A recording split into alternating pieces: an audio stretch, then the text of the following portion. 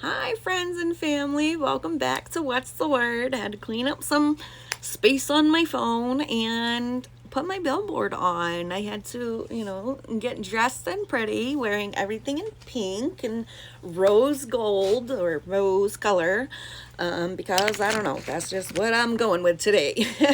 So, can't say Mary Kay me if I'm not pretty. But I was really, really excited this morning because, like I said, what happened last night and the night before, and how God just keeps showing up for me. And it just, oh, I'm amazed. I'm so amazed. So you guys have already seen me do our Time Wise Miracle set a couple times. And with summer coming, we do have a new SPF 30 facial sunscreen set. But this is our Time Wise 4-in-1 cleaner, antioxidants, daytime defender, and then our nighttime recovery. So you guys have already seen me do that. And then I did, my makeup. Let me show you what we got, because normally I'm like, I don't even remember what I put on. So yesterday I told you guys about the moisturizing lipstick. Oh, look at this. You can see, oh my gosh, whose lipstick is that shiny and like moist, and oh my god, it smells like candy. It tastes like candy. It tastes so good. I don't know what they use for this, but oh my god, it's so good. And like I said, you couldn't tell yesterday because it was Better Than Bare. It's called Better Than Bare Extra Moisturizing. Throwing it around. But it's by far my favorite lipstick. I just like to put it on and tastes good. No. So we have the eyeliner as well. Waterproof eyeliner crayon. The waterproof eyeliner crayon. Little goes a long way. Like I said, with all of this, little goes a long way. Look at it, just like, what? So obviously the prices is worth it. And look, it's closed all the way and it's still, like, that's crazy. My favorite so far too, like everything Mary Kay is like, oh my god, it's so much fun. Parties for friends, making girls feel better. Like we say, girls wear makeup for other girls. Like, just to, I'm new to the makeup, so maybe if you can give me some tutorial lessons or whatever, that's what Mary Kay is all about. And look at this, lip crayon. Instead of lipstick, it's lip crayons and eye crayons, and it's just so much fun. This is the one I have on today. Like I said, I went with rose everything. I'm not sure why. That's just what I was on. Visionary Pink Rose Visionary. And this is our Velvet Lip Crayon.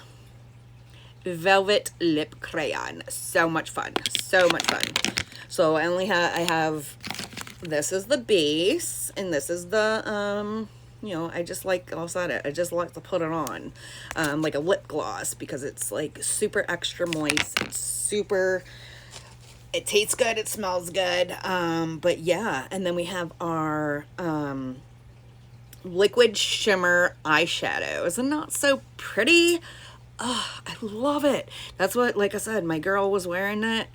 And I was just like, oh my god, that's so gorgeous. And like yesterday I did a combo. Today it's just this. It's just, look at it. It's like, it's so pretty. Yeah, it's funky, but it's pretty. Shimmer liquid eyeshadow. Rose. Like I said, I went with rose, and it was all by accident. I wasn't even paying attention to the colors. It just looked good. And then we have our mascara. Like I said, new to the makeup world, new to the mascara. I don't like mascara. I never did, because it like chunks up and it makes your eyes weird, but this does not. Look at that. Like, it makes it so you can see it, right? It's called Lash Love Waterproof Mascara. So, got my billboard on, and I can't wait for later. My earrings. Oh my god, I'm so excited. I got my wing ring. Try to say that 10 times fast. My wing ring. Again, it's rose gold. It's pink rose gold. The wings are pink rose gold. But Mary Kay had a contest here in February of whoever is a certain amount that you would have to, you had to order a certain amount so you can get these earrings. And I did it. I had to do it because it matches my ring. It matches me. Like, my husband, God has been amazing and showing me amazing things. I told you guys about what happened yesterday with me and Britta.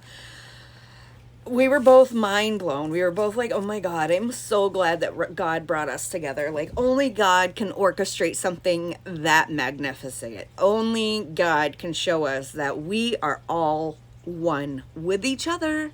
The word soul, spirit, body, mind, soul, all one with each other. Like, insanity. It's crazy what God can do. Like, we cannot understand it. And that's why God just says, to right here, may God and Jesus give you may God the Father and our Lord Jesus Christ give you grace and peace, because that's just who God is. God gives us grace. He comes to you. He meets you wherever you are. Doesn't matter if you're addicted to anything. Does not matter what you have going on. It does not matter what your thoughts are. God will meet you where you are. And as long as you spend time with him, he will change your heart. He will change your life. He will change and put people into your life and into you. It's just insane. All God wants is a relationship with us, to know that he is graceful, he is faithful, and he is love. He is love. There's nothing greater than love. All the TV shows, every movie you ever see, love conquers all. I told you about the last Transformers. Like, until we are all one, humans, animals, the world coexist together. That's what God is. He wanted us to be coexistent with each other, coexistent with everything that he has created. God is the creator of all creation. He made us to be in his image. Why do you think humans were made in his image when he had already had angels and demons and everything? But he still created human beings in his likeness to be as him. And then the snake was in the garden before Adam and Eve were, right? So the animals and all the creatures and the water even flowing didn't even need rain yet, because there was enough water flowing through the land that flourished Eden. Like, that's just, it's crazy. Like I said, the magnitude of who God really truly is like, human minds cannot comprehend.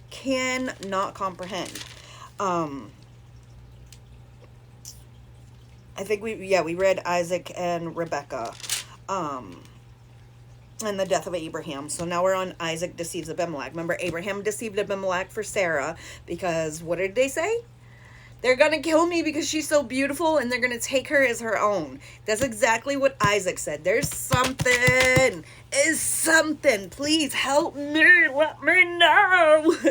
There's something about Abimelech and Abraham and Isaac and deceiving because of their wives are so beautiful. Like, there's something, right? So we last left where Jacob gave Esau stew, and Esau ate the meal, and he got up and left. So he just gave his birthrights up for a meal, after he had just come back from hunting. Like, you could have cooked your own food, right? You could have, he was a skilled hunter. It didn't say that he was the new, whatever the word is, that he wasn't new to it. He grew up to be a skilled hunter, and yet he sold his birthrights for food. Significance. They don't know what, but it's something, right? So now that we're in chapter 26, a severe famine now struck the land. And it happened before in Abraham's time, right? So a severe famine struck, and they had to leave to go to wherever Abimelech is, right? We're going to get into that. Philistines. So Isaac moved to Gerar, where Abimelech, king of the Philistines, lived. The Lord appeared to Isaac, right? How do you think the Lord appears to Isaac? Or when it says the Lord appears, like, how do you think he appears? Because to me, he appears in the voice of somebody else. He appears in my head. He appears in other ways. So how does God appear to you? How do you perceive God? Remember we were saying about the different perspectives of people. So God comes to people in different ways, correct? Right? So how did he appear in this specific situation, right? The Lord appeared to Isaac and said, do not go down to Egypt, right? Do not go down to Egypt, but do as I tell you, right? Live here as a foreigner in this land, and I will be with you and bless you, right? I hereby confirm that I will give you all the lands to you and your descendants, which we know the word is seed, in 26:4, which is our next verse, and chapter 24. I will cause your descendants to become as numerous as the stars of the sky, and I will give them all this land. I will give them all these lands, and through your descendants all the nations of the earth will be blessed. And through the descendants all the nations of the earth will be blessed. I will do this because Abraham, your father, right? Because your father Abraham listened to me and obeyed. Listen, he listened and obeyed all of my requirements, commands, decrees, and instructions. So my brother got this, and this was amazing when I was saying this. Like, he said that God demands things from us. God requires things from us, but the devil, he don't require nothing. He doesn't require anything but your fallingness. He doesn't require anything but your sadness. He will give that to you free of charge. He will make your life miserable. The devil wants to take you from God, and God demands, right? Demands that you listen and obey, right? Not only obey, right? So you obey all my requirements, commands, decree, and instructions. And is that all not like the same word? Instructions, my following, my recipe, my everything, right? My requirements, commands, decrees, and instructions, right? Because your father listened to me, I will give your descendants all of these lands. Because he listened to my commands, requirements. So I want you to listen. I want you to stay here and know that I am with you, right? This is what God said to Isaac. Like, that's crazy. So Isaac stayed in Gerar. When the men who lived there, right, asked Isaac about his wife, Rebecca, he said that she is my sister. So he was afraid to say that she was my wife. The same thing as Abraham and Sarah, right? That's crazy. He thought they would kill me to get to her because she is so beautiful, right? That's crazy. But sometime later, Abimelech, right, doesn't say when, but the truth always finds a way to the light. So Abimelech, king of the Philistines, looked out his window and saw Isaac caressing Rebecca. Like, you're supposed to be keeping her a secret. Like, that's your sister, and you're out in a public area where people can see you in the windows. Like, oh my God. And where do you think she slept? Like, if that's the sister, are they not supposed to, right? Where did she stay, right? Do they stay in the same house? So immediately, Abimelech called for Isaac and exclaimed, she's obviously your wife. Why did you say she is my sister? He said the same thing to Abraham. They're going through the same thing with Abraham's son, right? Immediately, we already said that she's my sister because I was afraid someone would kill me to get to her. Say that one more time. I got excited because I was afraid someone would kill me to get her from me. Isaac replied, how could you do this to us? This is the same thing he said to Abraham. How could you do this to us? You lied to us. Somebody could have surely took her as their wife, and then you would have brought curses onto us. That's Yo, that's crazy, right? How could you do this to us? Abimelech explained. One of my people might have easily have taken your wife and slept with her, and would have made us guilty of great sin. Man, oh man, oh man. We ain't even through. We're almost halfway through Genesis, and like, this is insane, right? This is insane, right? The same exact conversation he had. Does he know that Isaac is Abraham's son? Right? Does he even know? And why doesn't he? Your dad did the same thing. Why does everybody keep doing this to me? Right? Like, oh my God. Why? Right? So Abimelech explained, one of my people might have easily taken her and slept with her. You could have made us guilty of great sin, not a little sin, right? Sleeping with somebody's wife is a great sin, right? Then Abimelech issued a public proclamation. Same thing he did with Abraham. Same one.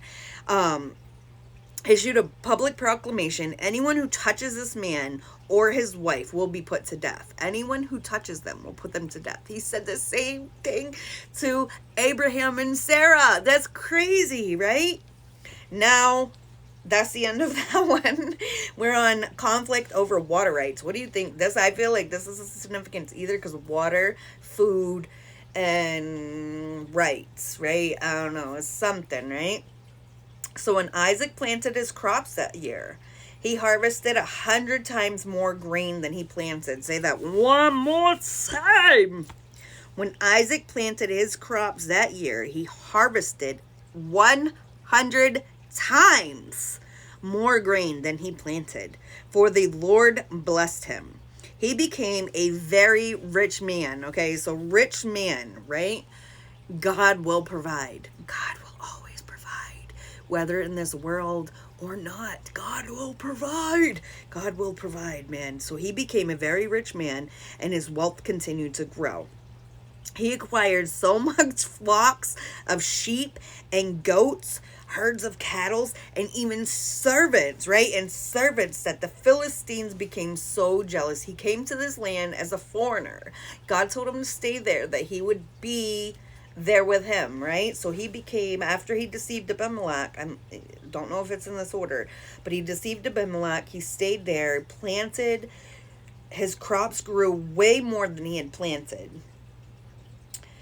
His goats, his flocks, his sheep, even his servants, right? So the Philistines filled up all Isaac's well with dirt. So if you can't feed, you can't give your servant, your family water, these were the wells that had been dug by the servants of his father Abraham. So they clogged up Abraham's water, right? The water that he had for his stocks, his goats, his sheep, his cattle, everything. So Abimelech ordered Isaac to leave the country. They told him to leave the country. Go somewhere else, he said, for you have become too powerful for us. What do you think that means? You have become too powerful, right? So Isaac moved away to the Gerar Valley. So he lived in Gerar, and then now he's in the valley, right? So he moved to the Gerar Valley, where he set up his tents there and settled down. What did God say, right? Because God said to stay there and that he would be with him. So now that Abimelech told him to leave, that God obviously got approved, right? So Isaac moved away to the valley. He reopened the wells, right? How much, think about it, because you have to dig really, really deep to get to the water under the ground, right? And they just had all kinds of wells all around, and they were dug by hand by these servants. So he reopened the wells of his father he had dug, which the Philistines had filled in after Abraham's death. Isaac also restored the names Abraham had given them, right? So they clogged them up, and like I said, there's significance with names, not just of people, but in general, like whatever it is that they named the wells, they named anything, there's significance. So Isaac restored the names. Isaac's servants also dug into the Gerar Valley and discovered a well of fresh water, right? So they dug another well, not just of Abraham's wells, but they made one for Isaac in the valley. But then the shepherds from Gerar came and claimed the spring. So they came, tell him to move away. He moved away, and then you're still claiming his water? Come on. So this is our water, they said. And they argued over it with Isaac's herdmen. So Isaac named the well Esek, which means argument. Isaac's men then dug another well, but again, there was a dispute over it. What is the dispute over food and water? There's significance with food and water. That's why Jesus, I think, said, the bread of life, and the ones who come to me will thirst no more. There's a lot of water in the Bible. Lots of it, peoples, lots of it. Not just Noah's Ark. If you're reading, right, there was a lot of water. So Isaac's men dug up another well, but again, there was a dispute over it. So Isaac named it Sidna, which means hostility. So argument, hostility, or the two wells, because they're fighting over it. Why? Abandoning that one, Isaac moved on and dug another well. So what is this? The third well, right? This time there was no dispute over it. So Isaac named the place Rehoboth, which means open space, right? For he said, at last the Lord has created enough space for us to prosper in this land. From there, Isaac moved to Beersheba, where the Lord appeared to him on the night of his arrival. Man.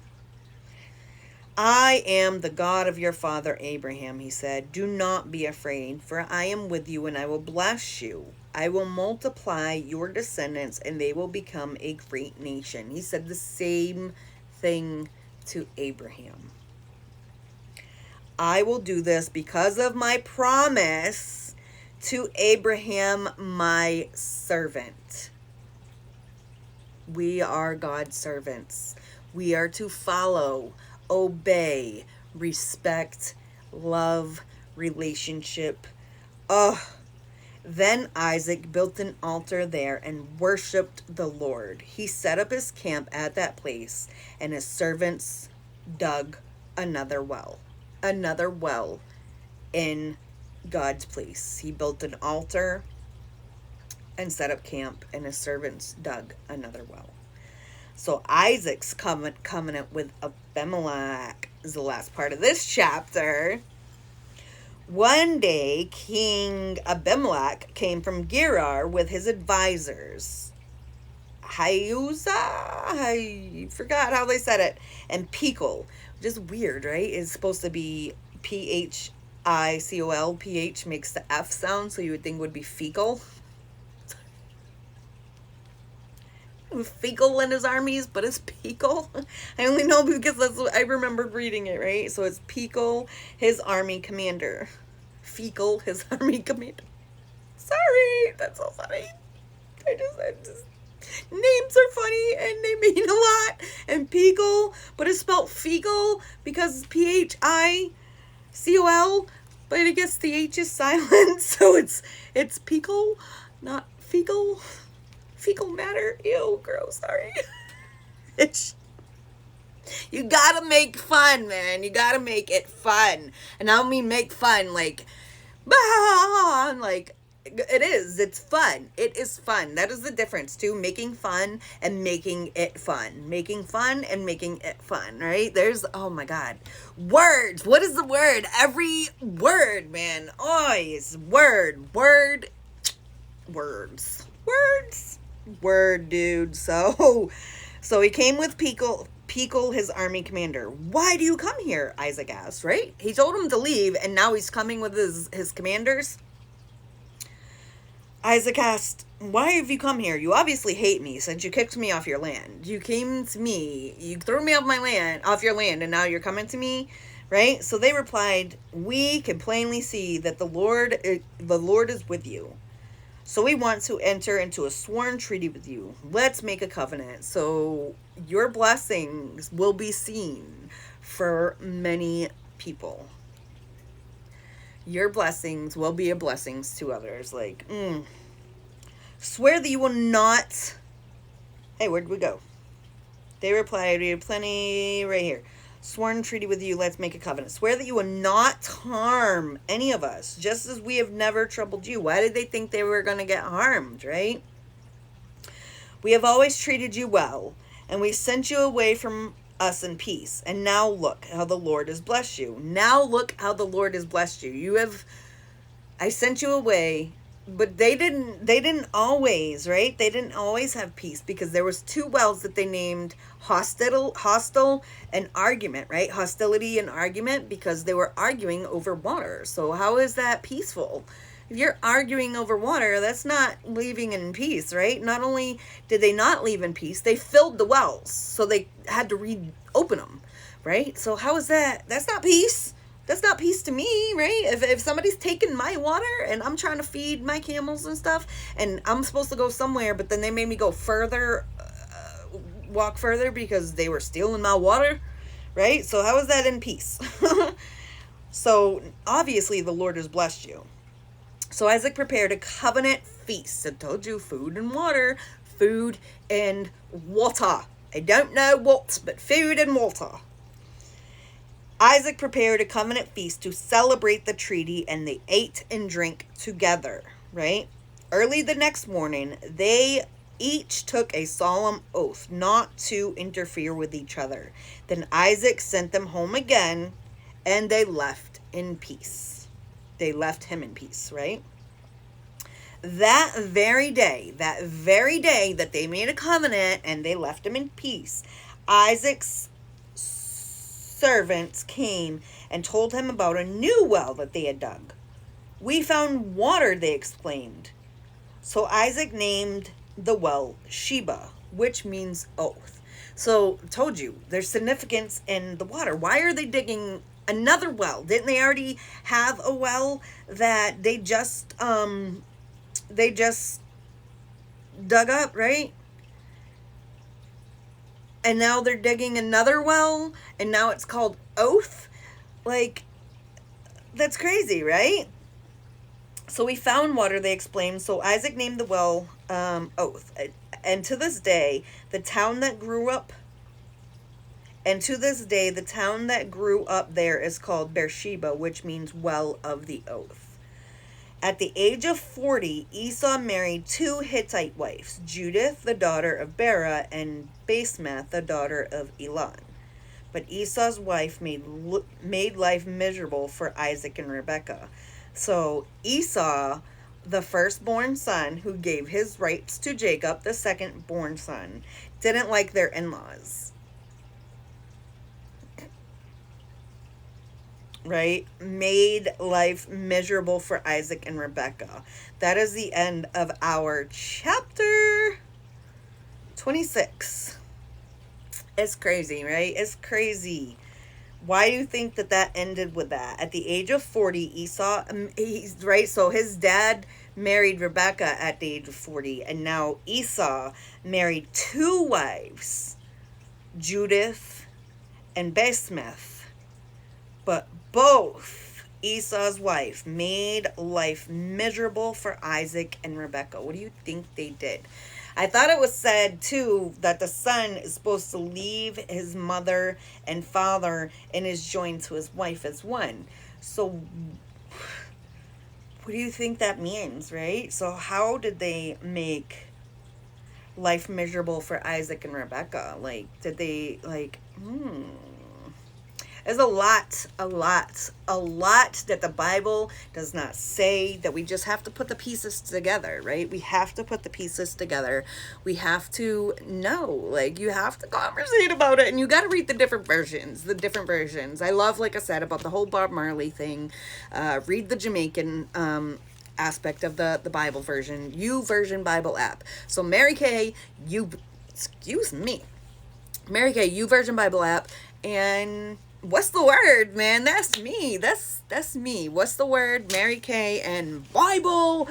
Oh my God. Open your Bible. Open it.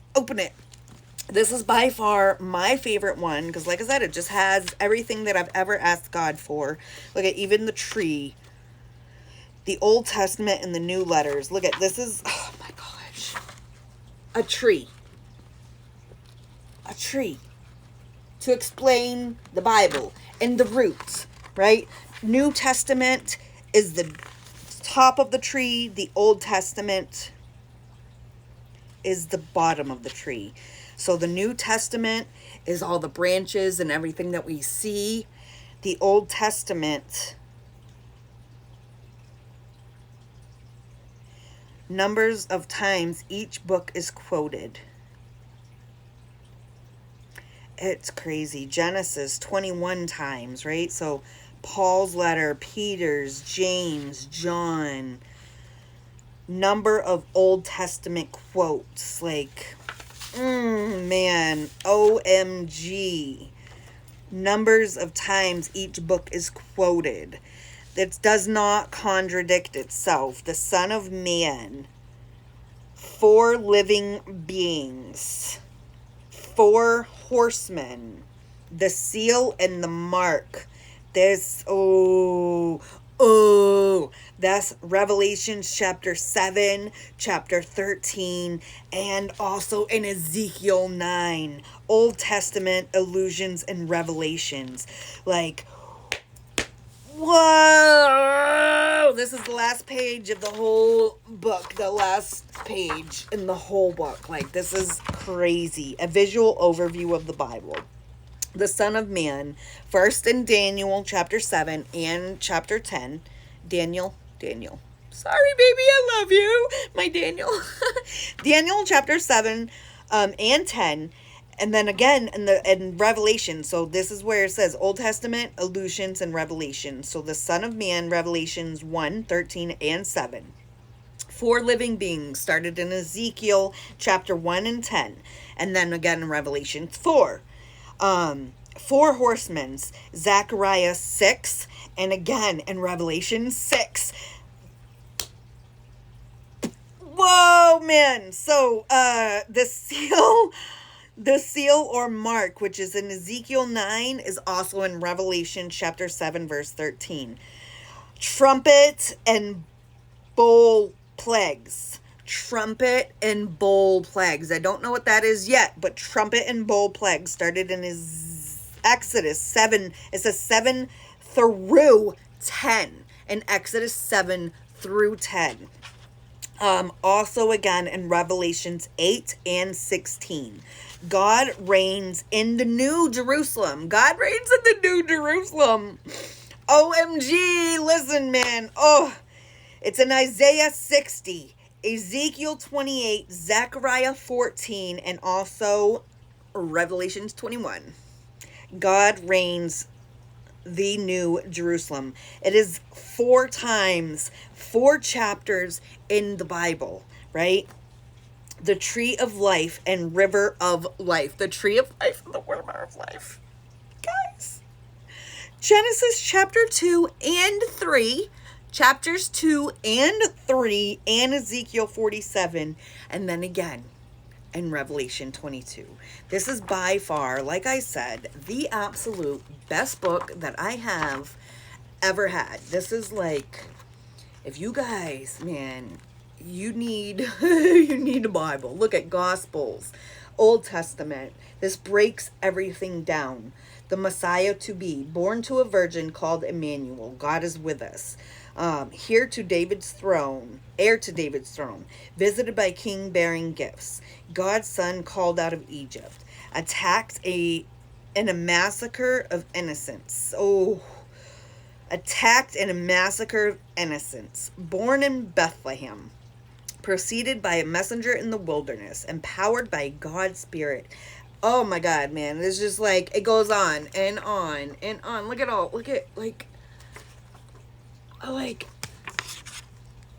man, you gotta spend time with God. You gotta spend time with God. Like, Samurai, Galilee, Judah, the ministries of Jesus. the prophets, the exile, the book of Psalms. Oh my God. Oh my God.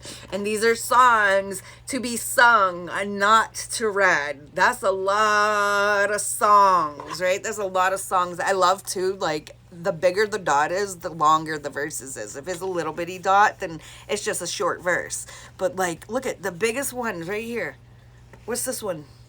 119. 119. What is the brown?